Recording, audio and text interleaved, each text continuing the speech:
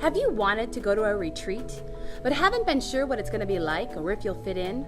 Well, this video can offer you hints and tips about how to fit in to any retreat. We hope you learn a lot, and we hope you enjoy it. First of all, silence your cell phone at a retreat. Hey girl, what's going on? Don't practice jujitsu at a retreat.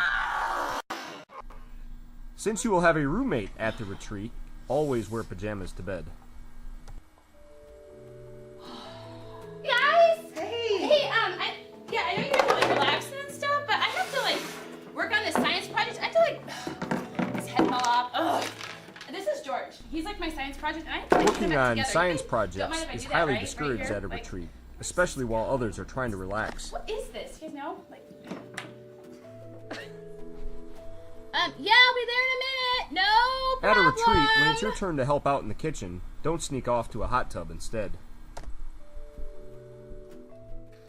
What? Don't bring your toy dinosaurs to a retreat.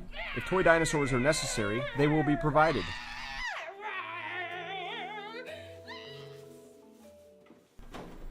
At a retreat, midnight snacks from the community fridge are highly frowned upon.